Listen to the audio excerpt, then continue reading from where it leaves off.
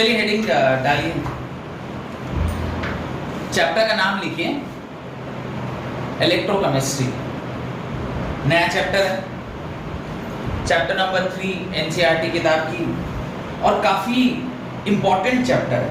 अब आप कहिएगा सर कि इंपॉर्टेंट कैसे हो गया, आपको कैसे पता चला? मेरे को इसलिए पता है क्योंकि यही काम कर रहे हैं बहुत सालों से। अब इस पर्टिकुलर चैप्टर में क्या क्या चीजें हमें सीखनी है, पहली बात तो ये, और दूसरा व्हाई इट इज इंपॉर्टेंट, ये चैप्टर इंपॉर्टेंट क्यों है। पहले मैं बताता हूं कि ये चैप्टर इंपॉर्टेंट क्यों, क्योंकि जब तक ये मुझे पता नहीं होगा कि ये चैप्टर का इंपॉर्टेंस क्या है, आपको पढ़ने में इंटरेस्ट नहीं है। हम लोगों ने अभी फिजिक्स में क्या स्टार्ट करना है, अभी करंट इलेक्ट्रिसिटी स्टार्ट करना है। एक जगह हम करंट इलेक्ट्रिसिटी पढ़ रहे हैं, करंट इलेक्ट्रिसिटी में मैं आपको पढ़ाऊंगा कि जब कभी भी कोई चार्ज मूव कर रहा होता है, जब कभी भी कोई चार्ज मूव कर रहा होता है तो करंट प्रोड्यूस करता है, जिसको मैंने आपसे कहा था इलेक्ट्रोडायनेमिक्स का पार्ट, याद है? मैंने कहा था आपसे वो इलेक्ट्रोडायनेमिक्स है। स्टैटिक खत्म हो गया, टिल कैपेसिटर ही स्टैटिक है, क्योंकि चार्ज उस प्लेट पर रुका हुआ था, तो चार्ज रुका हुआ का पढ़ाई हम लोग कर चुके। अब चार्ज को हम क्या करा रहे हैं, फ्लो करा रहे हैं। करंट का डेफिनेशन ही आप लोगों ने ऐसे ही कुछ पढ़ा था, क्या पढ़ा था? The rate of flow of charge. Charge जब फ्लो करने लग जाए तो उसको हम लोग करंट कहते हैं। अच्छा, चार्ज कैसे फ्लो करेगा?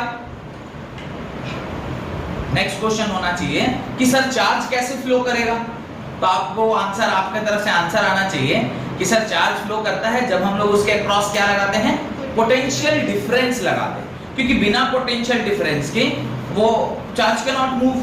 पोटेंशियल डिफरेंस क्रिएट होगा तो एक तरफ पॉजिटिव एक तरफ नेगेटिव एक्यूमुलेशन ऑफ चार्ज होगा, जिसकी वजह से एक इलेक्ट्रिक फील्ड आएगा और वो इलेक्ट्रिक फील्ड के इन्फ्लुएंस में चार्ज मूव करेगा। ठीक, अब ये जो पोटेंशियल डिफरेंस क्रिएट हो रहा है, ये तो आपको ऐसे बता दिया ना थ्योरेटिकली कि पोटेंशियल डिफरेंस क्रिएट हो जाएगा। ये एक्चुअल में होता कैसे है potential difference create? Potential difference किसी भी बैटरी में या किसी भी एसी सोर्स में क्रिएट हम कैसे करते हैं ये तो हमें नहीं पता, हम तो सिर्फ उसका इंपैक्ट पढ़ रहे हैं। व्हाट करंट का इंपैक्ट क्या है, तो बोले करंट इज एन इंपैक्ट किसका, पोटेंशियल डिफरेंस जब आप अप्लाई करते हैं तो क्या मिलता है, करंट मिलता है। ये बात हमें समझ में आ गई। अब पोटेंशियल डिफरेंस कहां से पैदा करें? फिजिकल पोटेंशियल डिफरेंस पैदा करना काफी आसान है। क्या आप, एक आदमी नीचे खड़ा है, एक आदमी थोड़ी हाइट पर खड़ा है, तो उनके बीच में पोटेंशियल डिफरेंस आसानी से पैदा किया जा सकता है। पर जब हम इसे इलेक्ट्रिसिटी के टर्म्स में बोल रहे हैं, तब हम ये पोटेंशियल डिफरेंस कैसे क्रिएट करें? उस टाइम ये जो पर्टिकुलर चैप्टर है इलेक्ट्रोकेमिस्ट्री, जिसका आज पहला लेक्चर हम लोग पढ़ रहे हैं, ये हमें मदद करेगा कि ये पोटेंशियल डिफरेंस कैसे क्रिएट होता है। अब पोटेंशियल डिफरेंस क्रिएट करने के लिए हमें चाहिए सेल। सेल माने battery, battery is combination of cells, तो हमें चाहिए सेल या बैटरी चाहिए। अब उस सेल या बैटरी जो हमें जो पोटेंशियल डिफरेंस क्रिएट करेगा, वो कुछ ना कुछ उसके अंदर रिएक्शन हो रही होगी, या कुछ चीजें, मैं बोलूं एक फॉर्म ऑफ एनर्जी दूसरे फॉर्म ऑफ एनर्जी में चेंज कर रहा हूं। अब ये जो सेल होते हैं, ये मुख्यतः कितने प्रकार के होते हैं? दो प्रकार के। एक होता है इलेक्ट्रोकेमिकल सेल और एक होता है इलेक्ट्रोलाइटिक सेल। सेल कितने प्रकार के होते हैं? दो प्रकार के। यानी इलेक्ट्रोकेमिस्ट्री, जैसा नेम खुद ही अपने आप को सजेस्ट कर रहा है, क्या सजेस्ट कर रहा है नेम? नेम कह रहा है मैं क्या हूं, इलेक्ट्रोकेमिस्ट्री, मतलब इलेक्ट्रॉन के मूवमेंट कराने के लिए जो केमिस्ट्री आप पढ़ रहे हैं, यानी रिएक्शन करवा रहे हैं, यानी आप जो इक्वेशंस पढ़ेंगे उसको ही हम लोग इलेक्ट्रोकेमिस्ट्री कहते हैं। तो ये इलेक्ट्रो वर्ड किसके लिए आया? इलेक्ट्रॉन के मूवमेंट के लिए, मूवमेंट ऑफ इलेक्ट्रॉन। ये क्या है? Movement of electron. Movement of electron कराने के लिए, इलेक्ट्रॉन मतलब इन जनरल सेंस बोला गया, नहीं तो बेसिकली ये क्या है, चार्ज है। तो मूवमेंट ऑफ चार्ज जो हम करा रहे हैं, उससे रिलेटेड जो केमिकल इक्वेशंस या केमिकल रिएक्शंस आप जो पढ़ते हैं, केमिकल रिएक्शन या फिर केमिकल इक्वेशन जब आप पढ़ेंगे तो उसी वाले साइंस को हम लोग क्या बोलते हैं, इलेक्ट्रोकेमिस्ट्री को। और वो इलेक्ट्रोकेमिस्ट्री मुख्यतः पूरे इस चैप्टर को कितने पार्ट में डिवाइड करेगा, 2 पार्ट में डिवाइड करेगा। पहला पार्ट है इलेक्ट्रोकेमिकल सेल का, जहां पे chemical energy is converted into electrical energy. ये पूरा चैप्टर हम लोग कितने पार्ट में पढ़ेंगे, 2 पार्ट में पढ़ेंगे। पहला पार्ट है इलेक्ट्रोकेमिकल सेल का, जहां पर आप केमिकल एनर्जी को किसमें कन्वर्ट कर रहे हैं, इलेक्ट्रिकल एनर्जी। जो हम लोग डे टू डे लाइफ में बैटरी यूज करते हैं, हमारे घड़ी में जो लगा हुआ बैटरी है जो कि मर्क्यूरी सेल है, या इवन जो हम लोग वॉल क्लॉक में बैटरी यूज करते हैं, रिमोट्स में बैटरी यूज करते हैं, जो पेंसिल बैटरी है जिसको जिंक कार्बन बैटरी भी बोलते हैं, पढ़ेंगे। There are types of battery, primary storage battery, secondary storage battery, सब पढ़ना है हमारे सिलेबस में। तो उसमें जब केमिकल रिएक्शन से आप इलेक्ट्रिसिटी प्रोड्यूस कर रहे हैं, that branch of chemistry and that branch of electrochemistry is known as electrochemical cell। वहां पे हम इलेक्ट्रोकेमिकल सेल की पढ़ाई करते हैं। और इसका ठीक उल्टा, जब आप इलेक्ट्रिकल एनर्जी को किसमें कन्वर्ट कर रहे हैं, केमिकल एनर्जी में, तो उसकी पढ़ाई को हम लोग क्या बोलते हैं, इलेक्ट्रोलाइटिक सेल। ध्यान करिएगा, ऐसा कब हम लोग पढ़े थे, क्लास 10 में आपने इलेक्ट्रोप्लेटिंग एज अ कॉन्सेप्ट पढ़ा था, या फिर मेटलर्जी चैप्टर जब पढ़ रहे थे तो वहां पे आपने रिफाइनिंग, इलेक्ट्रोलाइटिक रिफाइनिंग ऐसा एक वर्ड पढ़ा था। ध्यान आ रहा है, इलेक्ट्रोलाइटिक रिफाइनिंग एक वर्ड आपने पढ़ा हुआ है। वो सारी जगहों पर जहां पे मुझे इलेक्ट्रिसिटी देकर केमिकल रिएक्शन कराना पड़ रहा है, उस वाले ब्रांच ऑफ इलेक्ट्रोकेमिस्ट्री को हम क्या बोलते हैं, इलेक्ट्रोलाइटिक सेल। तो मुख्यतः पूरा का पूरा जो आपका इलेक्ट्रोकेमिस्ट्री है, ये किसको क्या चीज हमें पढ़ा रहा है, इलेक्ट्रोकेमिस्ट्री हमें इस चीज का ज्ञान दे रहा है कि किस प्रकार से पोटेंशियल डिफरेंस क्रिएट कराया जा सकता है ताकि मूवमेंट ऑफ इलेक्ट्रॉन हो सके। अब मूवमेंट ऑफ इलेक्ट्रॉन कराने के लिए या तो आप केमिकल टू इलेक्ट्रिकल करिएगा या फिर इलेक्ट्रिकल टू केमिकल चेंज कराइएगा। उससे ही इसके 2 ब्रांच बनते हैं, एक को क्या बोलते हैं, इलेक्ट्रोकेमिकल सेल, और दूसरे को क्या बोलते हैं, electrolytic cell. Electrochemical cell where electric chemical energy is converted to electrical energy, और electrolytic cell where electrical energy is converted to chemical energy। ये एक बेसिक आइडिया आपको हो गया इस पर्टिकुलर चैप्टर का। लिखना स्टार्ट करिए। Electrochemistry is the study of production of electricity. Electrochemistry is the study of production of electricity. Electrochemistry is the study of production of electricity from energy released during a spontaneous chemical reaction. During a spontaneous chemical reaction. Study of production of electricity from energy released during spontaneous chemical reaction। अब यहां पर एक word आ गया spontaneous. Spontaneous को underline करिए। मेरे को ये बताइए what is spontaneity. Thermodynamics class 11th में हमने केमिकल स्पॉन्टेनिटी की बात की थी। आपको ध्यान होगा जो पूरा का पूरा थर्मोडायनेमिक्स चैप्टर है, first law of thermodynamics, actually 0th law of thermodynamics, फिर फर्स्ट लॉ ऑफ थर्मोडायनेमिक्स, फिर सेकंड लॉ ऑफ थर्मोडायनेमिक्स, ये सारा हम लोगों ने क्लास 11th में पढ़ा हुआ है। उसके बिल्कुल लास्ट पार्ट में आके आप एक इक्वेशन लिखते हैं जो स्पॉन्टेनिटी को डिफाइन करता है। और स्पॉन्टेनिटी डिफाइन की जाती है in terms of what, in terms of Gibbs free energy.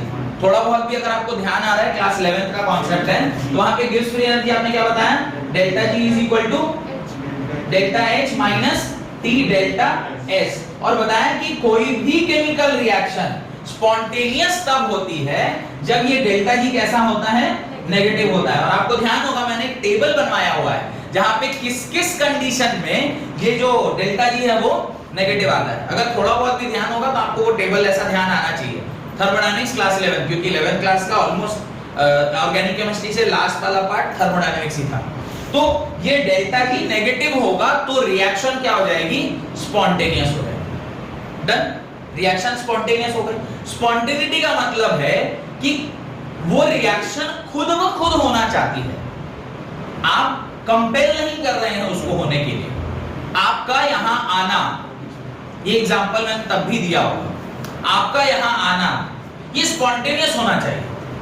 कोई कंपेल नहीं कर रहा आपको यहाँ आने के लिए कि ये उठो चलो पढ़ना चलना है तुम्हें, और आप कह रहे हैं हटो ना यार वो पागल मास्टर को देखने कहाँ गए ना। आप सीधे आपको बोला भाई तुम्हें जाना है, कोई बोल भी नहीं रहा जाना है, आप खुद ही अरे सर 6 बजे बुलाए हैं चलो पढ़ने जाना है, एकदम तैयार व्यार होके आ गए। एक हो गया नॉन स्पॉन्टेनियस।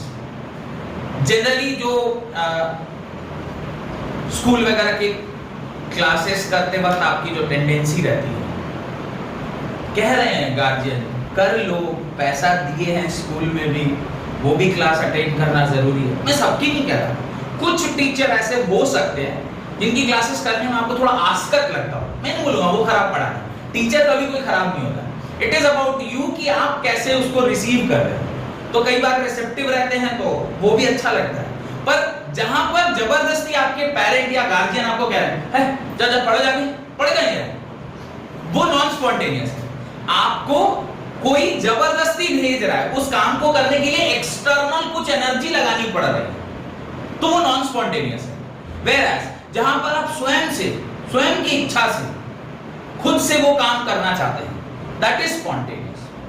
जैसे कोई बोले किसी को पिक्चर देखना काफी अच्छा लगता है, हो सकता है ना, फिल्म वगैरह देखना, वो आजकल तो नेटफ्लिक्स और G5 क्या क्या सब, वो क्या क्या what is that called as, क्या Amazon प्राइम, वो क्या है, they are OTT platform, web series वगैरह सब आ गए हैं। तो वो वेब सीरीज को देखने में अगर सपोज करिए आपको अच्छा लगता है वो देखना, लाइक फिल्म देखना अच्छा लगता है, मुझे पता भी नहीं है कि अभी कौन कौन सा पिक्चर वगैरह रिलीज हो रहा है, पर जिसको अच्छा लग रहा है ये देखना स्पॉन्टेनियस है, ये जो प्रोसेस है उसके लिए स्पॉन्टेनियस है। उसके आप मोबाइल में चेक कर लीजिए, आपको सारा सब्सक्रिप्शन सब पूरा डिटेल उसमें सब रहेगा कि Amazon प्राइम का क्या पासवर्ड है, तो G5 का क्या है, फिर कौन से वो चैनल पे क्या रिलीज हुआ है, they all know, you all know that. या इवन कोई क्रिकेट का प्रेमी है, क्रिकेट का भी प्रेमी रहता है, IPL बंद हो गया, आधे लोग तो इसी में परेशान है, साला IPL बंद कर दिया, बताइए, एकमात्र सोर्स ऑफ एंटरटेनमेंट जो आया भी था उसको भी बर्बाद कर दिया। एक तो स्कूल नहीं जा रहे, इंटरटेनमेंट मतलब वो स्कूल भी इंटरटेनमेंट ही है। दोस्तों के साथ मिलना, मेरा सेंस उससे था कि दोस्तों के साथ आपस में मिल रहे हैं, बातचीत कर रहे हैं, तो इंटरटेन होते हैं।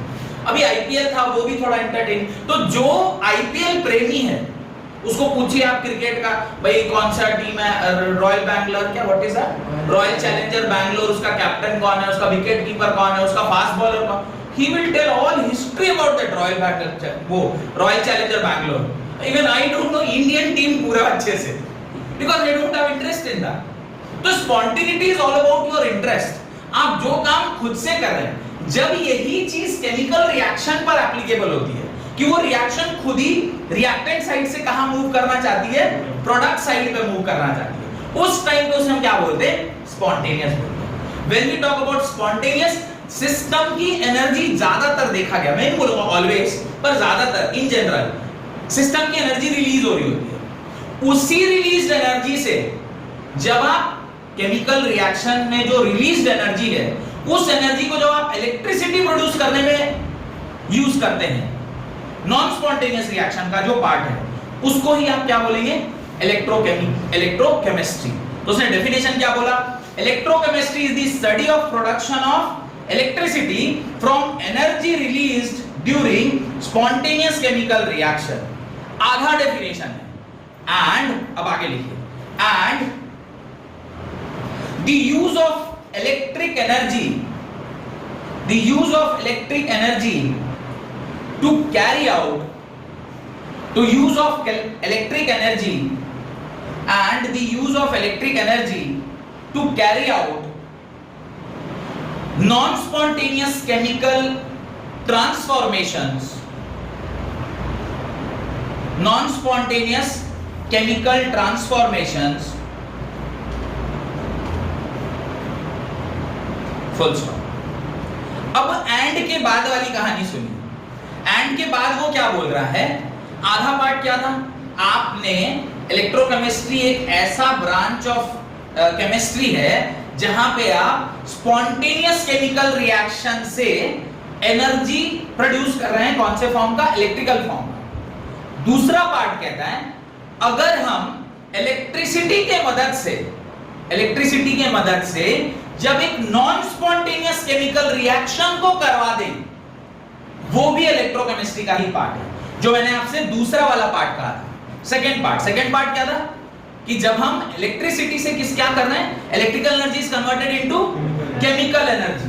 उस केस में जो रिएक्शन थी आपकी वो कैसी थी, वो नॉन स्पॉन्टेनियस थी, और नॉन स्पॉन्टेनियस रिएक्शन को कराने के लिए आपको बाहर से एनर्जी देनी पड़ती है। आप देखे होंगे कई सारे ऐसे रिएक्शन में जहां पर आप देखेंगे वहां पे ना H दिया रहता है। आप ऐसा रिएक्शन कहां देखें, देखिए H2 plus Cl2 in presence of H gives twice of HCl। ये H क्या है? H is external energy, बाहर से एनर्जी देनी पड़ रही है। पर इस केस में जहां पे आपने H लिखा है, H समझते हैं क्या है? H is sunlight. पढ़ेंगे ये हम लोग फिजिक्स के मॉडर्न फिजिक्स वाला पार्ट आएगा ना, फोटो इलेक्ट्रिक इफेक्ट और वो वाला, वहां पे बताऊंगा मैं आपको कि H कैसे रिएक्शंस को प्रोसीड कराने में काम आता है। और ऑर्गेनिक में तो खैर पढ़ना ही पढ़ना होता है, इसका तो काफी ज्यादा काम है। यहां पर जो मैंने H यूज किया है, ये रिएक्शन स्पॉन्टेनियस थी, पर कई बार क्या होता है कि वो स्पॉन्टेनिटी को कराने के लिए यू नीड इनिशिएटर। आप यहां तक आए आज अपने मन से, पहले दिन तो किसी से पूछे होंगे, एक दो बार कहे होंगे सर कि डेमो करना है। डेमो में जब आप सेटिस्फाइड हो गए होंगे तब जाके आपने यहाँ ज्वाइन किया होगा। ऐसे प्रोसेस है ना पूरा। एक बार आप पढ़ने के बाद आपको अच्छा लगा, फिर आप घर गए, हाँ बढ़िया सर, बढ़िया पढ़ा नहीं रहे, बढ़िया समझा रहे। पढ़ाना और समझाना में डिफरेंस है। लास्ट क्लास में मैं इस बारे में बात कर रहा था। तो सर अच्छा पढ़ा रहे हैं या समझा रहे हैं, ऐसा कुछ बोला होगा अपने घर में, फिर आपके पापा आके मेरे से बात किए होंगे और जो भी फॉर्मेलिटीज है वो पूरी हुई। यही प्रोसेस है ना पूरा इंटायर प्रोसेस। तो ये जो H है ना, ये इनिशिएटर है। एक बार रिएक्शन इनिशिएट हो गई, इनिशिएटर पहला दिन जब आप आए थे और मेरे से डेमो लिए, दैट टाइम आपको इनिशिएशन दिया गया। दोस्त ने बोला कि चल ना सर वहां पढ़ा रहे हैं, एक बार बैठ के देखो, अच्छा लगेगा तो ठीक, नहीं तो छोड़ मत पढ़ना। वो इनिशिएशन था आपका। डन। ये स्पॉन्टेनियस है, बट इसमें इनिशिएशन लगा हुआ है। कुछ केमिकल रिएक्शन ऐसी हैं जैसे वाटर को वापस से H2 plus O2 में कन्वर्ट करना, वाटर को वापस से H2 plus O2 में कन्वर्ट करना। अब पानी स्टेबल चीज है, पानी सबसे स्टेबल चीज हो सकती है। क्यों? इजीली अवेलेबल है, कहीं भी आप जाइए आपको पानी मिल जाएगा, और सब जगह एक ही फॉर्मूला है, law of constant composition. Class 11th में पढ़े थे हम लोग कि वाटर का फॉर्मूला चाहे दुनिया में आप कहीं चले जाइए वो हमेशा H2O ही रहेगा, प्योर फॉर्म में अगर वाटर प्रेजेंट है। अब अगर मैं चाहता हूं कि वाटर किस में कन्वर्ट हो जाए, H2 plus O2 में कन्वर्ट हो जाए, तो ये ऑलरेडी स्टेबल प्रोडक्ट है और मैं उसे अनस्टेबिलिटी की ओर भेज रहा हूं। तो मेरे को क्या करना पड़ेगा? एनॉर्मस अमाउंट ऑफ एनर्जी डालना होगा। यहां पे आप क्या डालोगे? एनर्जी प्रोवाइड करोगे। जब आप एनर्जी प्रोवाइड करके रिएक्टेंट को किस में कन्वर्ट कर रहे हैं? प्रोडक्ट में। उस टाइम पे ये स्पॉन्टेनियस है, नॉन स्पॉन्टेनियस? Non spontaneous. वही वाली बात कि आपके पापा आपको डांट फटकार के भेज रहे हो यहाँ पढ़ने के लिए, जा यार पैसा नहीं है तो पढ़ो, जाता पढ़ते नहीं। अब कर रहे ताकि लोगों को देखना पड़ेगा। कुछ और भी बोल सकते हैं, क्योंकि अभी बाल नहीं, इसलिए मैंने वही वर्ड। ऐसे भी आप गाली वाली देते ही होंगे। अच्छा हाँ, अंजलि कह रही हाँ ये तो मैं तो पूरा बराबर से देती हूँ, बाकी अभी बोल नहीं रही, मास्क लगा है। तो इस तरह के केमिकल रिएक्शन जहां पे आप पानी जैसे स्टेबल चीज को एक अनस्टेबल चीज में कन्वर्ट करने पर, कई बार ऐसी रिक्वायरमेंट रहती है हमारी, कई बार हम चाहते हैं कि ऐसा कराया जाए ताकि ये वाली चीज मेरे काम की अगर है तो हम कराएंगे ना। मुझे अगर मान लीजिए कोई ऐसा केमिकल चाहिए जो पहले से स्टेबल था, लेकिन उसके बाद वाला जो वो प्रोड्यूस हो रहा है वो सपोज किसी मेडिकल कुछ प्रोसेस में काम आ रहा है, तो फिर मैं इस अनस्टेबिलिटी को स्टेबिलिटी को अनस्टेबिलिटी में बदलूंगा एनर्जी देके, ताकि जो बनेगा प्रोडक्ट वो मेरे को कुछ और बेटर प्रोडक्ट बनाने में हेल्प कर रहा है, तो आई डू इट। उस केस में एक नॉन स्पॉन्टेनियस रिएक्शन आएगा। नॉन स्पॉन्टेनियस रिएक्शन को कराने के लिए you require a lot of energy. तो सेकंड पार्ट ऑफ डेफिनेशन को पढ़िए, कह रहा है the use of electrical energy to carry out non spontaneous chemical transformation. इन दोनों की पढ़ाई को हम लोग क्या बोलते हैं? इलेक्ट्रोकेमिस्ट्री। पहला क्या पार्ट था? पहला पार्ट था इलेक्ट्रोकेमिस्ट्री में प्रोडक्शन ऑफ इलेक्ट्रिसिटी हो रहा है from the energy release from a chemical spontaneous reaction. Spontaneous chemical reaction से जो एनर्जी रिलीज हो रही है उससे आप इलेक्ट्रिसिटी बना रहे हो। और सेकंड पार्ट में क्या बोल रहा है? सेकंड पार्ट में बोल रहा है कि जो कुछ ऐसे नॉन स्पॉन्टेनियस रिएक्शन है जिसको कराने के लिए हमें बाहर से इलेक्ट्रिकल एनर्जी है, इसलिए इलेक्ट्रोकेमिस्ट्री पढ़ रहे हैं, पर कई तरह की एनर्जी आप दे सकते हैं। पर स्पेसिफिकली जब हम इलेक्ट्रिकल एनर्जी को केमिकल एनर्जी में बदलते हैं तो उसकी पढ़ाई को भी हम इलेक्ट्रोकेमिस्ट्री कहते हैं। अब यहां से क्या बन गए? दो ब्रांच बन गए। यहां से क्या बन गए? दो ब्रांच। कौन कौन से ब्रांच हो गए इलेक्ट्रोकेमिस्ट्री के? एक ब्रांच हो गया जहां पे आप स्पॉन्टेनियस केमिकल रिएक्शन को इलेक्ट्रिकल एनर्जी में बदल रहे हैं। जब आप स्पॉन्टेनियस केमिकल रिएक्शन से रिलीज हुई जो एनर्जी है उसको आप इलेक्ट्रिकल एनर्जी में बदल रहे हैं, उस टाइम पे उसे हम क्या बोलते हैं? उस ब्रांच ऑफ इलेक्ट्रोकेमिस्ट्री को हम क्या बोलेंगे? Electrochemical cell. इसको बोलेंगे इलेक्ट्रोकेमिकल सेल। इसके अंदर क्या होगा? Chemical energy will convert into electrical energy. और यही एनर्जी हम लोग कहां किस फॉर्म में यूज करते हैं? बैटरी में। बैटरी के अंदर क्या हो रहा है? Chemical energy is converted into electrical energy, तभी ना वो इलेक्ट्रिसिटी के फॉर्म में हमें मिल रहा है। ठीक है, और डिटेल वाला ये इसके बाद क्या हो रहा है वो तो हम लोग करंट इलेक्ट्रिसिटी में पढ़ेंगे। पर उस सेल के अंदर आप करंट इलेक्ट्रिसिटी में जब पढ़ोगे तो क्या पढ़ोगे? ये इस प्रकार का रेजिस्टेंस लगा हुआ है, यहाँ पे हमने बैटरी लगाई, यहाँ पर एक स्विच लगा दिया और इसके यहाँ पर एक एमीटर लगा है और यहाँ पर एक वोल्टमीटर लगा, इस प्रकार की चीजें दी गई है। आप यहाँ पे सीधे बैटरी लगा देते हो। कभी आपने करंट इलेक्ट्रिसिटी चैप्टर में ये नहीं पूछा सर बैटरी में पोटेंशियल डिफरेंस कैसे पैदा होता है? आपने सीधे पढ़ लिया बैटरी इज अ डिवाइस, या प्राइमरी स्टोरेज या secondary storage battery is a device which produces potential difference. उसके बाद आपने उसके ना कुछ खोल खाती क्या टीचर को, क्यों कहां से कैसे क्या कर दिया बैटरी में, ऐसा क्या है, ये हमने नहीं पूछा आपने टीचर से। पर इलेक्ट्रोकेमिस्ट्री चैप्टर में इसके अंदर की कहानी पढ़ेंगे और इसी के साथ साथ आप करंट इलेक्ट्रिक चैप्टर फिजिक्स में पढ़ेंगे क्योंकि वो भी तीसरा चैप्टर है। अच्छा देखिए जरा सीबीएसई कितने दिमाग से ये चैप्टर्स को बनाया गया है, इनको अरेंज किया गया है। एक तरफ आप इलेक्ट्रोकेमिस्ट्री पढ़ रहे हैं, उसी टाइम पे करस्पॉन्डिंगली आप दूसरे फिजिक्स में क्या पढ़ रहे हैं? आप उसी टाइम करंट इलेक्ट्रिसिटी पढ़ रहे हैं। एक सेल के अंदर की कहानी पढ़ा रहा है तो एक सेल से जुड़ा हुआ जो बाहर का कहानी वो पढ़ा रहा है। अच्छा मैं दोनों पढ़ाता हूं, इसलिए मेरे को दोनों के साथ पूरा बढ़िया क्या बोलते हैं उसको इक्विलिब्रियम स्टैब्लिश हुआ हुआ, मेरे को हर चीज पता चलता है कि यार अच्छा देखो अभी इसको तीसरे में डाला, यहाँ भी इसको इसलिए तीसरे में डाला क्योंकि आपस में साथ साथ ही पढ़ाना था दोनों। समझ में आ रहा है? मंडे से हम लोग का वो भी चालू हो जाएगा करंट इलेक्ट्रिक, मंडे है ट्यूसडे से शायद चालू होगा या शायद वेडनेसडे से, तो वो भी चालू हो जाएगा। तो यहाँ में हम लोग इसके अंदर की पढ़ाई पढ़ रहे हैं और फिजिक्स में हम लोग इसके बाहर की पढ़ाई पढ़ेंगे। अब जो इसका सेकेंड पार्ट है वो क्या है? यहाँ पे इलेक्ट्रोलाइटिक सेल। अब ये आपका इलेक्ट्रोलाइटिक सेल है, ये क्या करता है? इलेक्ट्रिकल एनर्जी को किस में कन्वर्ट करता है? केमिकल एनर्जी में। ये इसको किस में कन्वर्ट कर देता है?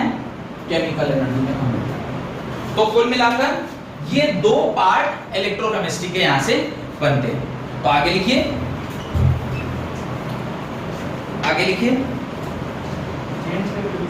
पैराग्राफ चेंज करके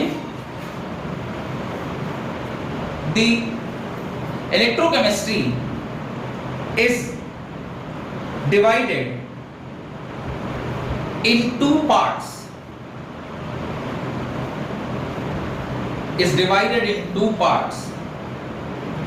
पहला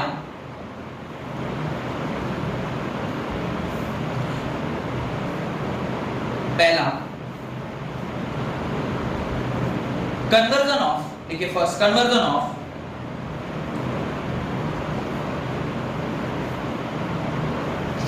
chemical energy into electrical energy. Conversion of chemical energy into electrical energy. Chemical energy को आप electrical energy में convert करें, ठीक है? ब्रैकेट में लिखिए electrochemical cell, because electrochemical cell is a device जो ये काम करता है। तो इलेक्ट्रोकेमिकल सेल एक डिवाइस है जो केमिकल एनर्जी को किसमें कन्वर्ट करता है, इलेक्ट्रिकल एनर्जी में कन्वर्ट करता है। सेकेंड लिखिए, conversion of electrical energy to chemical energy, conversion of electrical energy to chemical energy. ये भी एक दूसरा डिवाइस है जो इलेक्ट्रोलाइटिक सेल के नाम से जाना जाता है। वो इलेक्ट्रिकल एनर्जी को इसमें कन्वर्ट करता है, केमिकल एनर्जी में कन्वर्ट करता है।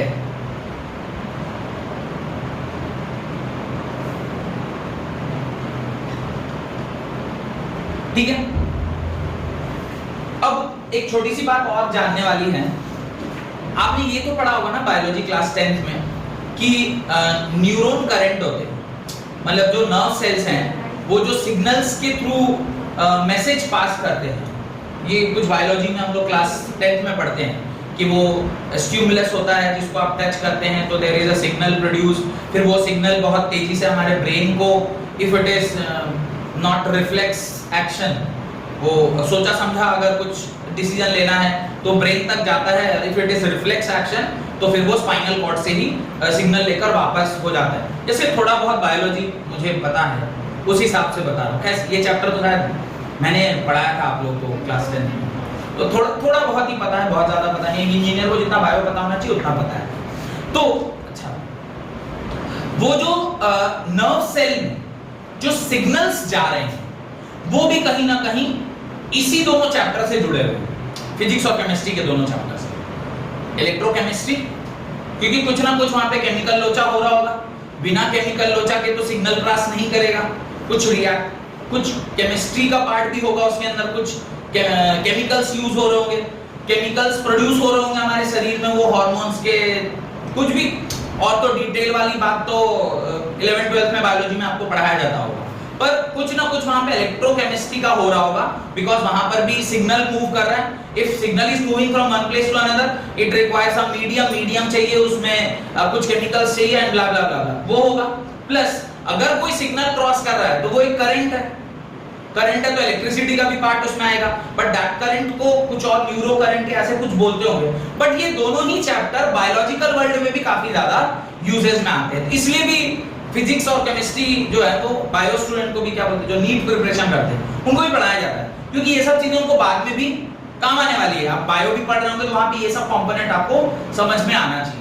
तो ये सारी बातों का ख्याल रखते हुए कि इसके कई सारे एप्लीकेशन हैं, एक एप्लीकेशन तो डायरेक्ट है जो मैंने अभी बताया, पर जो बायोलॉजी स्टूडेंट है उनके लिए भी एक अलग टाइप का एप्लीकेशन है। तो ये कुछ एप्लीकेशन को ध्यान में रखते हुए कि देखिए कोई भी चैप्टर जब हम पढ़ते हैं ना तो हमारे मन में एक मोटिव होना चाहिए, ये चैप्टर पढ़ने के बाद हम क्या सीखेंगे। ये चैप्टर पढ़ने के बाद हमें अगर सीखने का मुझे मोटिव पता चल जाए कि चैप्टर पढ़ने के बाद हमें ये चीजें सीखने को मिल जाएगी, तो फिर ना एक लालसा बनी रहती है कि अच्छा यार अब क्या पढ़ना है, अब क्या पढ़ना है। और ये तो यही ना पता हो कि यार इस चैप्टर को पढ़ के हम करेंगे क्या। जैसे आप कई बार सवाल पूछ लेते हैं कि इंटीग्रेशन का क्या काम है, ये डिफरेंशिएशन, जो लोग बायो वाले मैथ्स के बारे में बहुत ज्यादा सवाल पूछते हैं, सर ये डिफरेंशिएशन का जीवन में कहाँ काम आता है।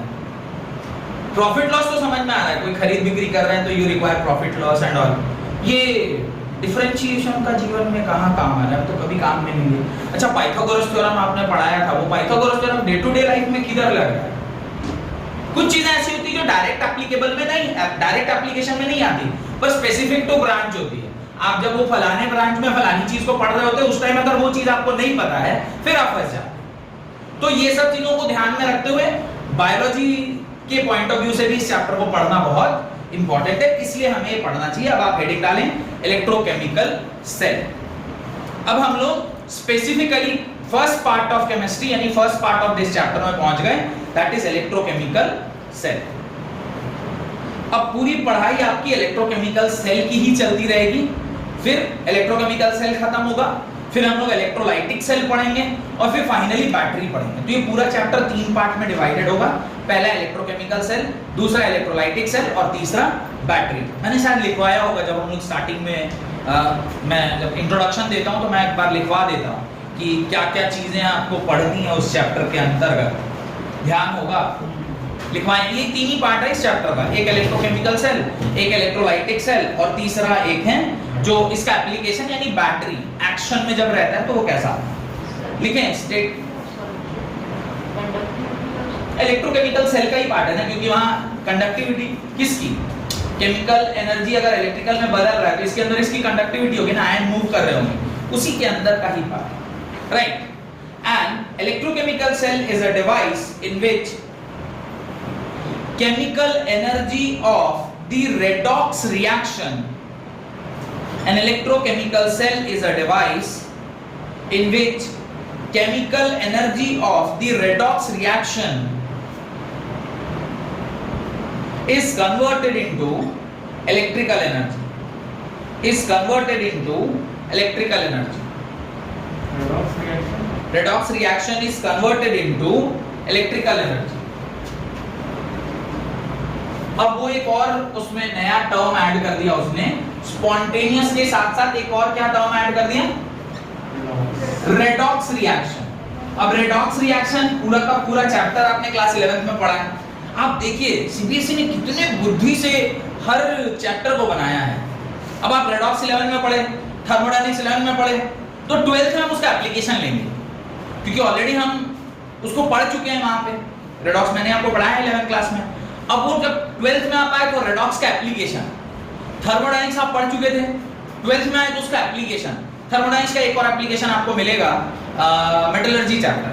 मेटलर्जी चैप्टर जब आप पढ़ेंगे अभी general process of extraction of metal, इस नाम से शायद वो चैप्टर है आपके बुक में, जनरली उसको मेटलर्जी बोलते हैं। वहां पे भी आपको ये थर्मोडायनेमिक्स का कॉन्सेप्ट मिलेगा वेलिंगम डायग्राम को समझने के लिए। तो आप देखिए कितने सिस्टमैटिक वे में चैप्टर्स को सजाया गया है, ताकि आप एक चीज पढ़ते हैं और उसका एप्लीकेशन फिर बाद में देखते हैं, चाहे वो फिजिक्स हो या फिर केमिस्ट्री हो। तो ये तो आपको समझ में आ गया कि इलेक्ट्रोकेमिकल सेल हम लोग किसको कहते हैं, ऐसा कोई सेल जो केमिकल एनर्जी को किस में कन्वर्ट कर दे, इलेक्ट्रिकल एनर्जी में। आगे लिखिए फुल स्टॉप देखें, while electrolytic cell is a device which converts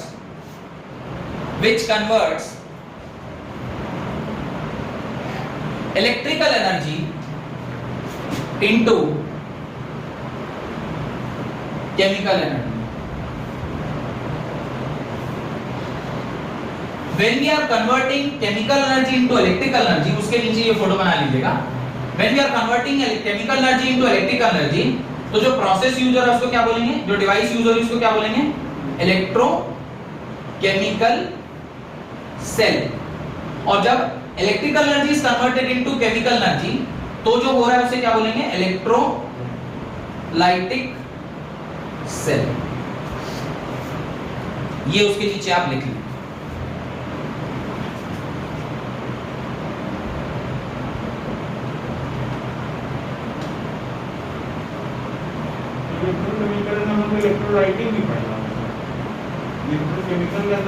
नहीं, ये चूंकि अभी स्टार्ट किया है तो डेफिनेशन लिखवा दिया है, बाकी पूरा अलग से ये पार्ट पढ़ेंगे। ये लिखिए, इसके नीचे लिखिए batteries and fuel cells. Batteries and fuel cell converts chemical energy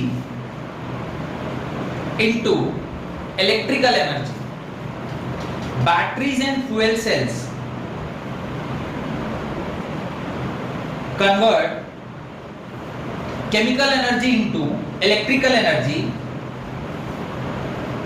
and are used in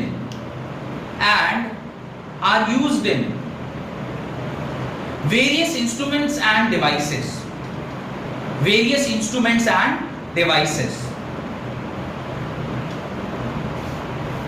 तो मेरे ख्याल से बात आपको थोड़ी बहुत समझ में आ रही होगी कि बैटरी और फ्यूल सेल ये दो एग्जांपल हैं जहां पर आप केमिकल एनर्जी को किस में कन्वर्ट कर रहे हैं, इलेक्ट्रिकल एनर्जी को कन्वर्ट कर रहे हैं। और ये हमें कई सारे इंस्ट्रूमेंट्स या डिवाइसेस में यूज करना होता है।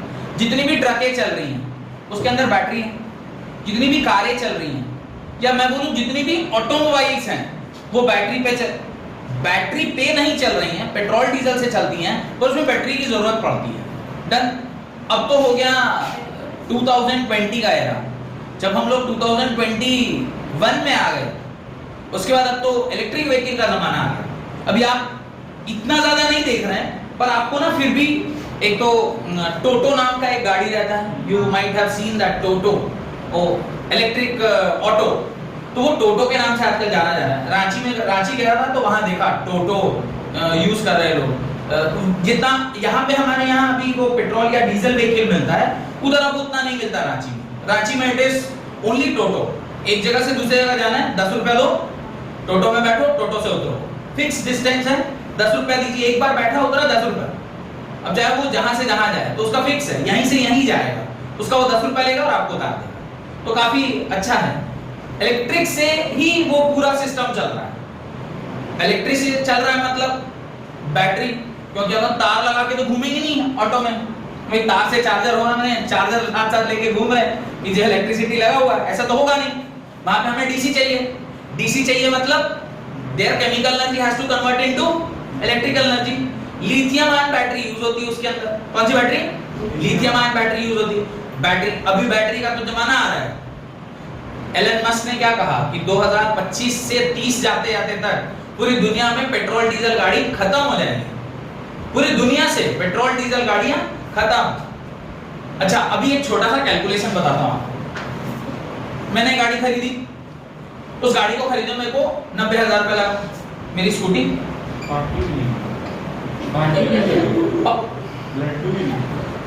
लड्डू पूरा अभी दिया, पूरा पैसा नहीं दिया ना, तो ईएमआई है, 3 साल में खत्म हो। फिर जब तक मेरा ओनरशिप नहीं आ रहा उसके ऊपर, पार्टी किस बात की पार्टी? मेरा है ही नहीं, अभी वो बैंक का है।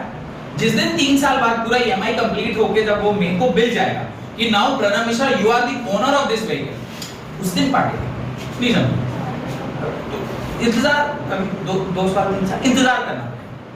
तो मैंने 90,000 में वो गाड़ी खरीदी। अच्छा, एक दिन में वो गाड़ी का रन 100 किलोमीटर के आसपास है लगभग। मैं देखा कि अगर मैं दोनों सेंटर पे अगर जाऊं तो 100 किलोमीटर वो डेली चलता है। एवरेज ये देती है गाड़ी 50 किलोमीटर का। तो 100 किलोमीटर एक दिन में अगर चलेगा तो इसको कितना? 200 रुपए चाहिए एक दिन का। ऐसे 30 दिन अगर ये चल रहा है तो कितना हुआ देखिए, 200 × 30 6,000 एक महीने का। इसको आप 12 से मल्टीप्लाई करें, 72,000। साले 90,000 की गाड़ी में 72,000 का मैं तेल डालूंगा साल भर में। अच्छा, 3 साल का तो मिनिमम टाइम पीरियड है ना, जितने दिन में मैं ईएमआई भरूंगा उस गाड़ी का। 3 साल में मैं कितने का पेट्रोल डाल लिया रहूंगा? 2,10,000 के आसपास। आप सोचिए 90,000 की गाड़ी में मैं 2,10,000 का 3 साल में पेट्रोल डलवाऊंगा। इससे तो अच्छा है ना कि हम लोग इलेक्ट्रिक व्हीकल को स्विच करें। इलेक्ट्रिक व्हीकल अगर जाना है तो you must understand electrochemical sir, क्योंकि इसी की दुनिया आने वाली है। अभी यही चैप्टर से कुछ लोग अपना कैरियर भी बना सकते हैं। बड़े बड़े एंटरप्रेन्योर बन रहे हैं आज के दिन में, जो बैटरी बना रहे हैं और करोड़ों में कमा रहे हैं। क्यों? भी एलन मस्क ने बोला कि भाई 2025 या 30 तक जाते जाते सारी गाड़ियां इलेक्ट्रिक व्हीकल हो जाएगी। अब अगर वो इलेक्ट्रिक व्हीकल होगी तो चलेगी बैटरी से। बैटरी की लाइफ होती है, रिमोट वाली बैटरी जो हम लोग यूज करते हैं, लाइफ है, एक बार खत्म हो गया फिर क्या करेंगे? उसको लेके क्या करते हैं? फेंकते हैं, नया खरीद के लाते हैं। गाड़ी में भी तो वही बैटरी लगा है, उसका लाइफ है, एक बार यूज होगा फिर फेंकेंगे, नया लाएंगे। अच्छा, नया लाएंगे तो फिर जरूरत पड़ेगा लोगों का जिसको मैन्युफैक्चर कर रहे होंगे। You can think of entrepreneurship इस लाइन में, बैटरी मैन्युफैक्चरिंग अपने नाम का। सपोज प्रिया कर रही है, प्रिया बैटरीज। अंजलि ने प्रिया के साथ मिलकर बैटरी बनाया, प्रियांजलि बैटरीज। ऐसा कुछ बैटरी का नाम रख दिया, यू कैन डू इट। नहीं, और पुष्पांजलि नहीं, प्रियांजलि, प्रियांजलि बैटरीज। ऐसे करके आप कुछ बैटरी का प्रोडक्शन हाउस क्रिएट कर सकते हैं। और मैं मजाक नहीं कर रहा, 2025 जाते जाते तक आप अभी थोड़ा थोड़ा मात्रा में देख रहे हैं। अभी देखिए, स्कूटी खरीदने से ज्यादा बड़े शहरों में मतलब जो मेट्रोपॉलिटन सिटी है, Calcutta, Bangalore, Visakhapatnam, Delhi, Mumbai, people are preferring to purchase electric vehicle. 3-3 घंटे जाम में खड़ा होना पड़ता है। अब वो 3 घंटा पेट्रोल जलाएगा, उससे अच्छा वो घर में चार्ज कर लेगा। चार्जिंग बहुत सस्ता पड़ता है, बहुत सस्ता। और चार्ज करना क्या, बैटरी चार्ज करनी है, 12 वोल्ट की बैटरी होती है। उसको चार्ज करने में कितना ही आप एनर्जी कंज्यूम करेंगे। तो काफी सस्ते में आपका काम निकल जाने वाला है। और बड़े बड़े शहरों में तो पैसा मायने रखता है। और घर माने एक 2 BHK घर आप लीजिएगा, वो आपको करीब 40-50 लाख 50 हजार के आसपास भाड़ा लगता है। मेरा भाई बॉम्बे में रहता था, वो 25,000 रुपये भाड़ा देता सिंगल रूम का। तब 25,000 रुपये में तो विला ले लेगा आदमी जमशेदपुर में, बंगलों में रहेगा, बड़े से बंगलों में रहेगा, CH एरिया का भाड़ा दे लेगा। नहीं 25,000 और MIG 5-6 हजार में पूरा MIG मिल रहा है। आगे पीछे खेती बाड़ी भी करिए MIG में 6,000 में आगे पीछे खेती बाड़ी तक कर ले रहे लोग, सब्जी वब्जी उगा ले रहे। तो जमाना इलेक्ट्रिक व्हीकल का ही है। Electric vehicle means chemical energy is converted into electrical energy. देखिए चैप्टर का इंपॉर्टेंस क्रिएट कर रहा हूं मैं, ताकि आपको पढ़ने में इंटरेस्ट डेवलप हो और आप भी कहीं इसी फील्ड में अपना भविष्य देख लें। एंटरप्रेन्योरशिप नया आयडा से जमीन अलॉट करा के और पता चला एक ठो यहीं पे कंपनी लगा लिया, आर्यन अंजलि मिलके आर्यांजलि बैटरीज। चलिए आगे लिखिए। द रिएक्शन कैरिड आउट, उसी में कंटिन्यू करिए। The reaction carried out electrochemically can be energy efficient. The reaction carried out electrochemically can be energy efficient and less polluting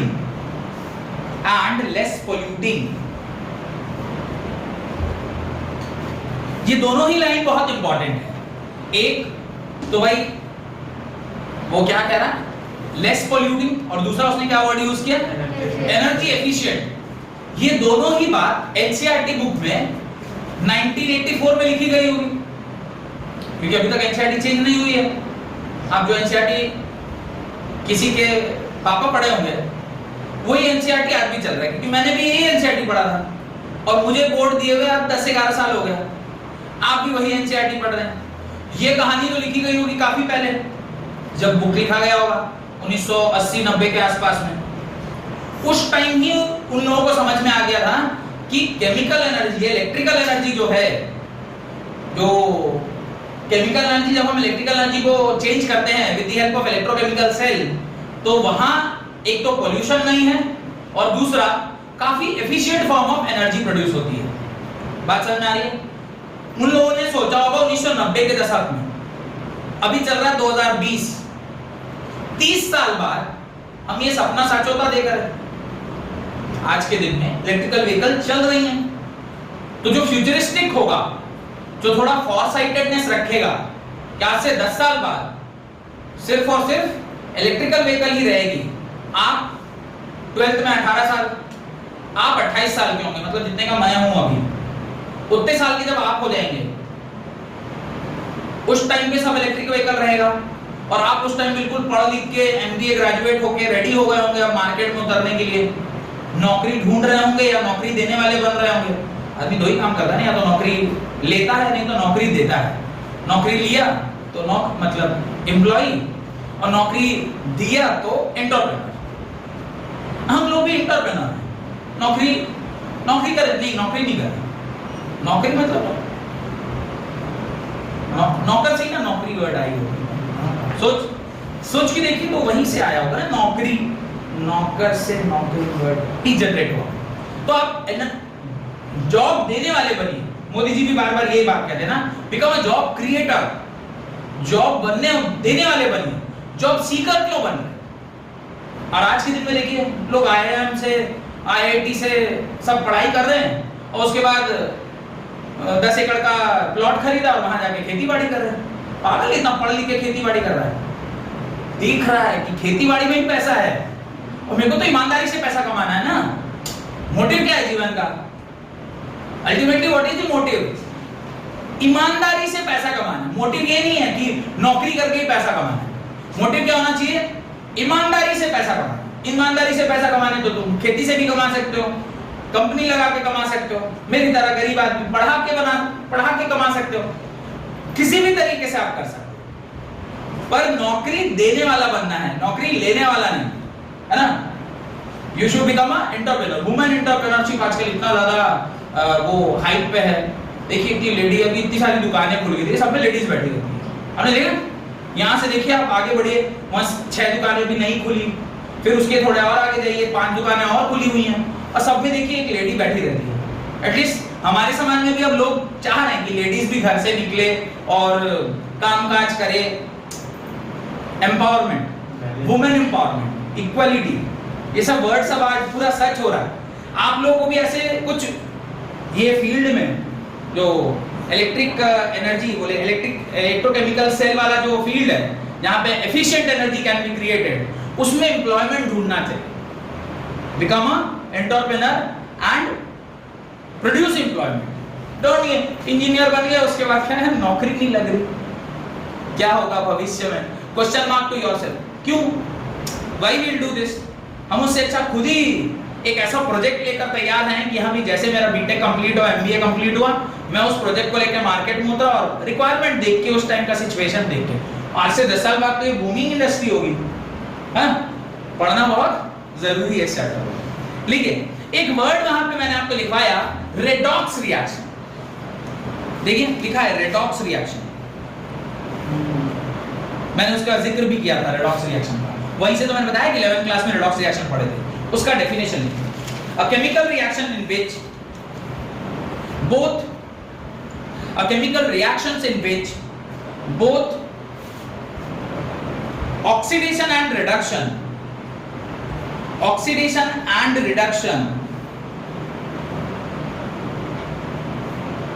that is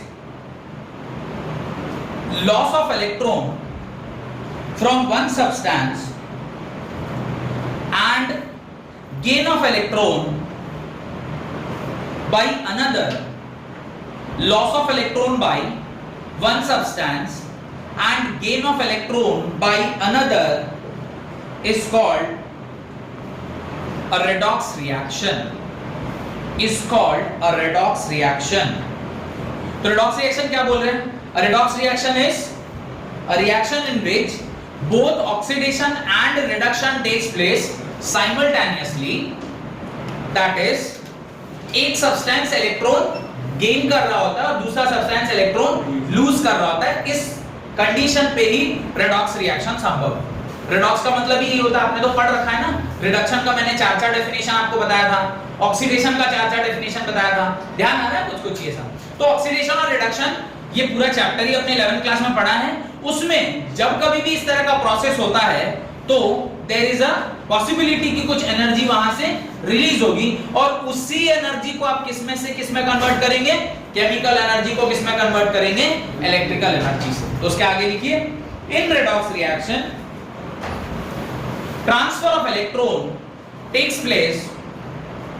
In redox reaction, transfer of electron takes place, which generates electric current. Which generates electric current. Done?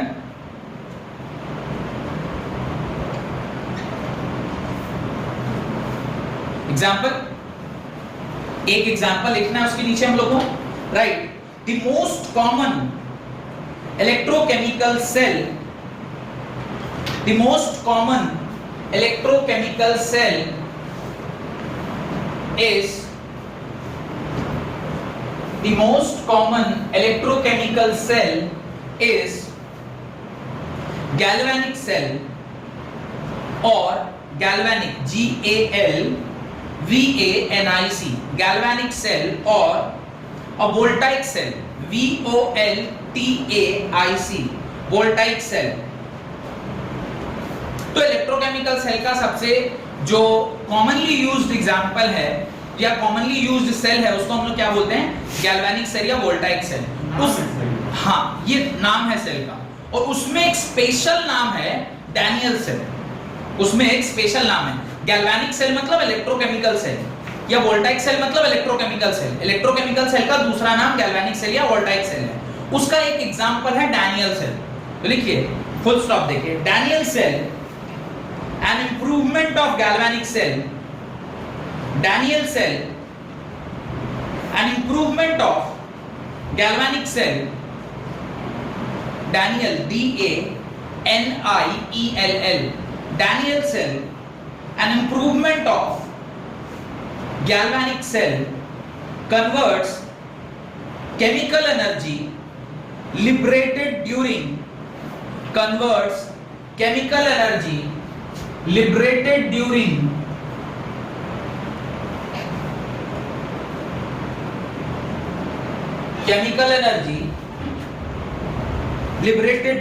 a redox reaction to electrical energy.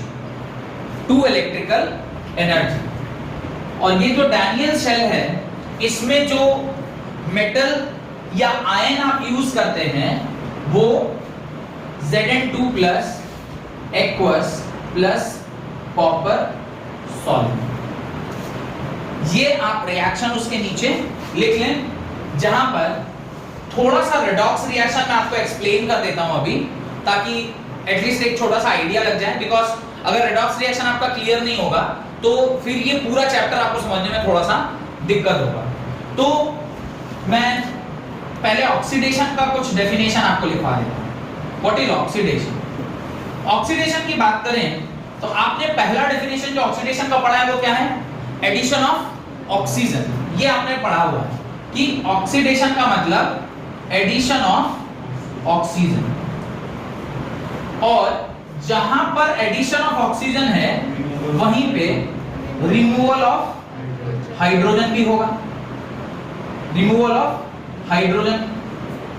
अब देखिए इस दोनों ही case में जहां पे आप एक तो ऐड कर रहे हैं या एक रिमूव कर रहे हैं, कई ऐसे रिएक्शन देखने को हमें मिलते हैं जहां पे ना तो ऑक्सीडेशन यानी ऑक्सीजन ऐड हो रहा है या हाइड्रोजन रिमूव हो रहा है। तो उस केस में जब आप ऑक्सीडेशन ऑक्सीजन और हाइड्रोजन के एडिशन या रिमूवल के टर्म्स में नहीं देख रहे हैं, तो एक और डेफिनेशन मैंने आपसे कहा था, एडिशन ऑफ इलेक्ट्रोपॉजिटिव एलिमेंट या रिमूवल ऑफ इलेक्ट्रोपॉजिटिव एलिमेंट। ये in terms of electropositive element भी एक डेफिनेशन होता है। पर जो डेफिनेशन हम लोगों को पढ़ना है या जो हमें रिक्वायर्ड है वो डेफिनेशन में भी मैं बोल रहा हूं, ऑक्सीडेशन मतलब नंबर का बढ़ना, यानी removal of electron, removal of electron. अब आप इसे रिमूवल ऑफ इलेक्ट्रॉन बोलें या फिर कई बार हम लोग इसको लॉस ऑफ इलेक्ट्रॉन भी बोलते हैं। आप रिमूवल ऑफ इलेक्ट्रॉन बोलिए या फिर लॉस ऑफ इलेक्ट्रॉन बोलिए, बात एक ही है, ठीक है। और इसी का जो काउंटर पार्ट है दैट इज रिडक्शन वाला पार्ट, उसको भी समझते हैं। जब कभी भी मैं कह रहा हूं कि कुछ चीजें रिड्यूस कर रही है, रिड्यूस करने पर जो पहला कॉन्सेप्ट है, अब यहां अगर एडिशन ऑफ ऑक्सीजन है तो addition of hydrogen is reduction. यहां पे एडिशन ऑफ क्या होता है? हाइड्रोजन होता है। अगर यहां पे एडिशन ऑफ हाइड्रोजन रिडक्शन है तो आप सेकंड क्या बोल सकते हो? Removal of oxygen, removal of oxygen.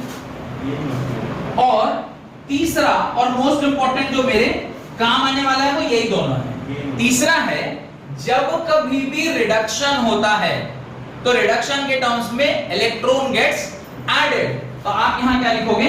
Addition of electron.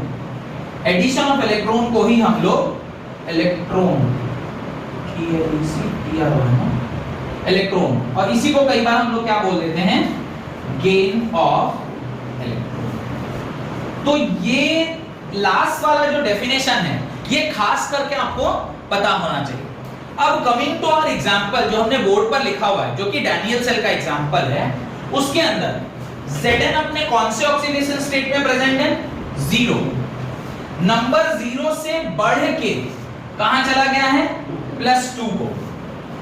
Number बढ़ रहा है, ठीक है। ये कॉपर का देखा जाए तो कॉपर अपने 2+ स्टेट में था और ये कहां चला गया? 0 स्टेट में। नंबर घट रहा है, +2 इज गोइंग टू 0। ध्यान रखिएगा, मैंने ऐसे ही याद रखा है, आप भी ऐसे ही याद रखिए। नंबर घटा मतलब रिडक्शन, घट रहा है। नंबर रिड्यूस कर रहा है, नंबर रिड्यूस कर रहा है मतलब वहां क्या हो रहा होगा? रिडक्शन हो रहा होगा। ये याद करने का तरीका, लॉजिक भी समझ लेते हैं तो याद करना आसान हो जाएगा। लॉजिक क्या है कि जब हम इसे 2+ बोल रहे हैं, इस 2+ में सपोज सोडियम आयन है, सोडियम आयन में आप एक इलेक्ट्रॉन ऐड करोगे तो क्या होगा? वो सोडियम मेटल में कन्वर्ट होगा, यानी प्लस को 0 में कन्वर्ट करना तो आपको ऐड कराना होगा। अब ये 2+ है, तो आपने इसमें 2 इलेक्ट्रॉन दिया होगा, तो ये 2+ से किस में कन्वर्ट हो गया होगा? कॉपर सॉलिड में। तो 2+ से कॉपर सॉलिड में कन्वर्ट होने के क्रम में आपने इसको क्या दिया? 2 इलेक्ट्रॉन ऐड करवाया। Addition of electron is reduction. Number घट गया तो रिडक्शन। तो अब ये ना कहां बुद्धि लगाने जाऊं कि यार ऐड हो रहा है, घट रहा है, बढ़ रहा है, मतलब ऐड हो रहा है कि सब्ट्रैक्ट लॉस हो रहा है। सीधे याद रखना, नंबर घट जाए मतलब रिडक्शन, नंबर बढ़ जाए मतलब ऑक्सीडेशन। तो यहां पे चूंकि नंबर बढ़ गया है तो ये हो गया ऑक्सीडेशन, और चूंकि यहां नंबर घट गया है तो ये हो गया रिडक्शन। मेरे ख्याल से रेडॉक्स रिएक्शन का इतना कॉन्सेप्ट अगर आपको समझ में आ गया, जो मैंने अभी बोर्ड पर लिखा है, तो इतने से आपको इस चैप्टर में यूज होने वाला जो काम है वो हो जाएगा। डन। तो ये डैनियल सेल का हमने अभी रिएक्शन लिखा है, पहली बात। दूसरी बात, एक और चीज मैं आपको यहां बताना चाहता था कि इस रिएक्शन से जो पोटेंशियल डेवलप होकर आ रहा है वो 1.1 वोल्ट। अभी तो खैर स्टेटमेंट में लिखेंगे हम, बाद में मैं प्रूफ करूंगा कि इसकी वैल्यू 1.1 वोल्ट कहां से पैदा हुई। अभी तो मैं बता रहा हूं कि ये जो बैटरी है ये कितना वोल्ट प्रोड्यूस करती है? 1.1 वोल्ट। अब चूंकि इसके बारे में बता दिया तो थोड़ा और आगे पढ़ाई को ले जाते हैं। आपने वो पेंसिल बैटरी देखा होगा, पेंसिल बैटरी कितना वोल्ट प्रोड्यूस करती है?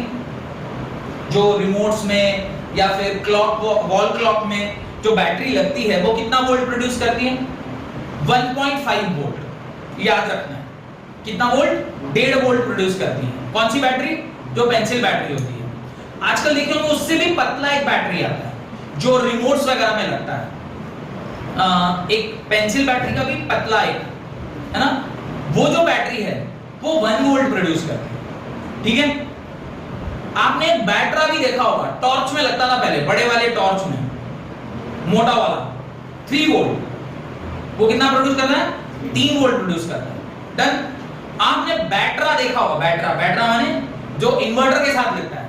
वो तो सब अभी तो जिसके घर में जिसको या टाटा का लाइन आ गया होगा उसको तो जरूरत नहीं पड़ रही होगी, पर जिसके यहाँ डीवीसी होगा, दामोदर वैली कॉर्पोरेशन का लाइन जो यूज कर रहा है, झारखंड निगम वाला, वो झारखंड वितरण वाला जिसके घर में है डीवीसी का लाइन, उसको वो बैटरा रखना जरूरी है। क्योंकि इन्वर्टर भी रखेंगे तो काम नहीं चलेगा 5-6 घंटे, तो नहीं कहूंगा आजकल 3-4 घंटे तो लाइन कटेगी। 3-4 घंटे भी आपको वो चाहिए बैकअप। तो वहां पे भी आप एक बैटरी यूज कर रहे हैं जिसमें आप जब लाइन रहता है तो उसको चार्ज करते हैं, और जब लाइन कटता है तो डिस्चार्जिंग होती है उसकी। वहां पे जो बैटरी यूज होता है उसमें कितना वोल्ट होता है? 12 वोल्ट। कितना वोल्ट? 12 वोल्ट। ये सब कुछ याद रखना है। वो बड़ा वाला बैटरा में 12 वोल्ट, वो टॉर्च वाली बैटरी थोड़ी मोटी वाली जो होती थी, अब तो आती नहीं वैसी वाली, वो जो बैटरी होती थी उसकी 3 वोल्ट। उससे छोटी वाली जो ये घड़ी वगैरह वॉल क्लॉक में लगती है 1.5 वोल्ट, और जो आजकल जो पतला वाला बिल्कुल एक बैटरी आ रहा है वो 1 वोल्ट। ये डेटा याद रखना है। और ये जो बैटरी है डैनियल सेल, इसका जो चार्ज है वो कितना है? इसका जो वोल्टेज है वो कितना है?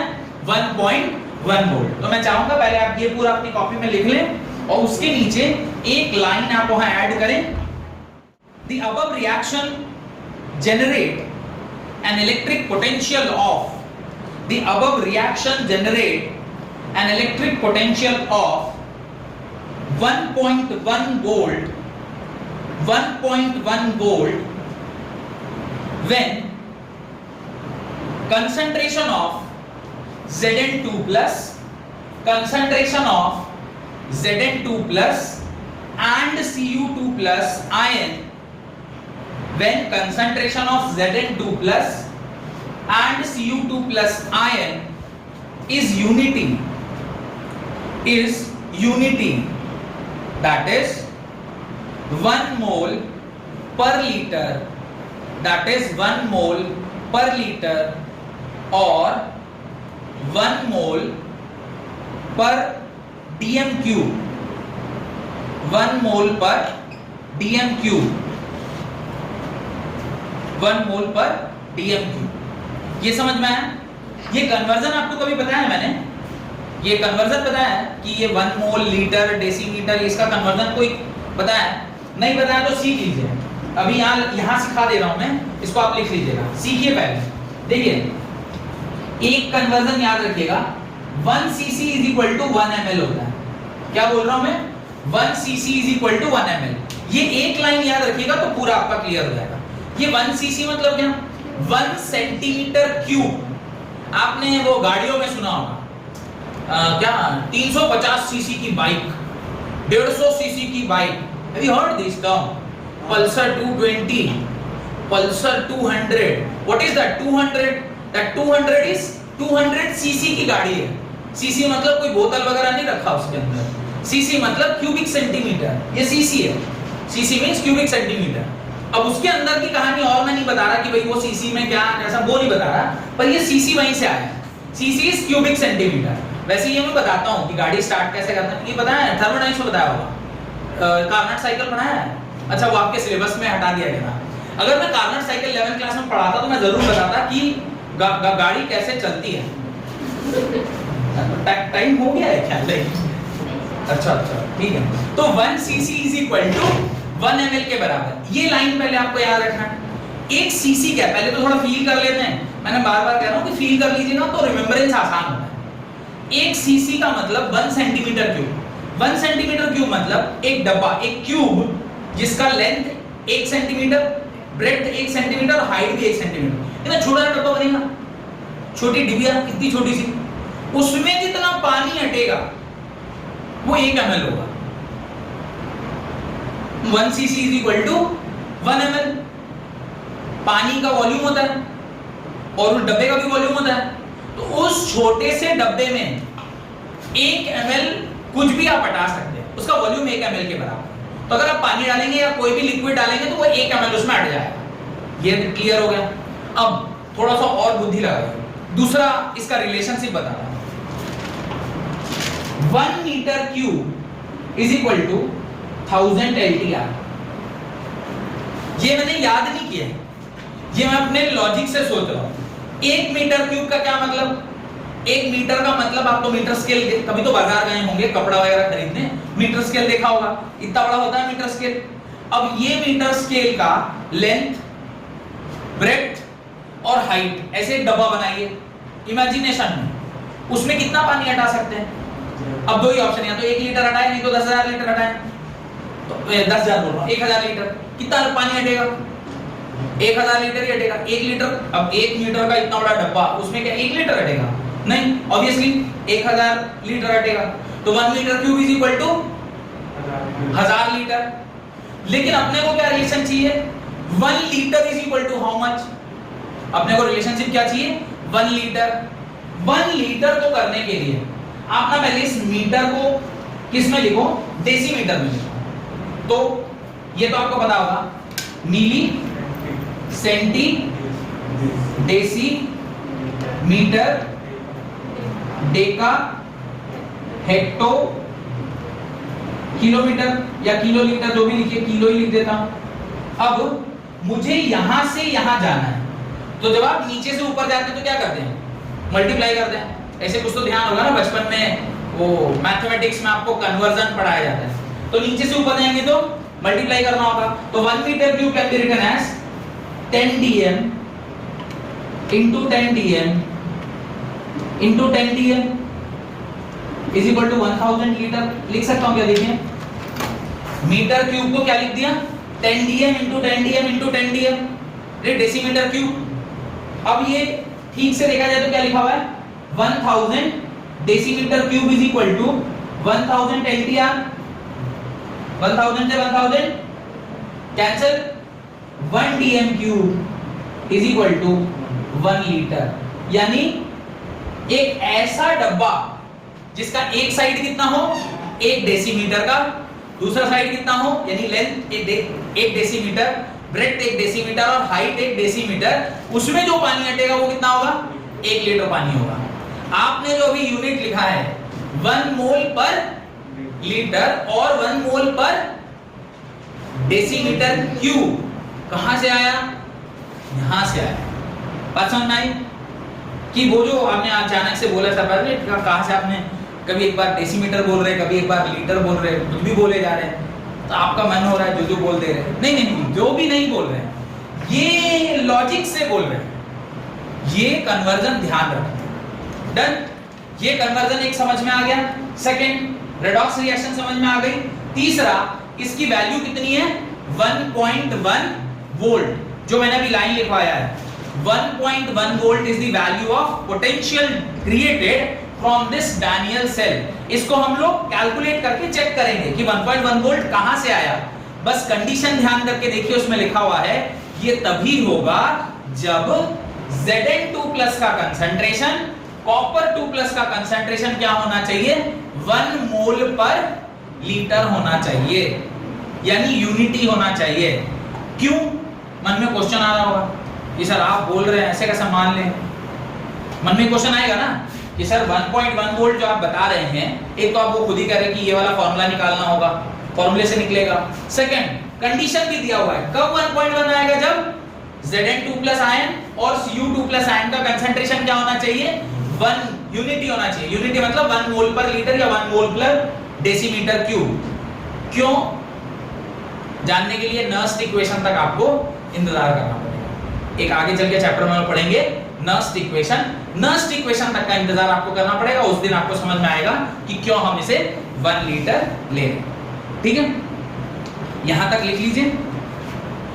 होप कि जो मैं पढ़ा रहा हूं वो आपको समझ में आ रहा है। अगर मेरी वीडियोस आपको अच्छे लग रहे हैं तो प्लीज इस वीडियो को लाइक करिए, अपने दोस्तों के साथ शेयर करिए ताकि उनका भी भला हो। और अगर मेरे चैनल को नए हैं तो प्लीज इसे सब्सक्राइब करिए। बहुत बहुत धन्यवाद।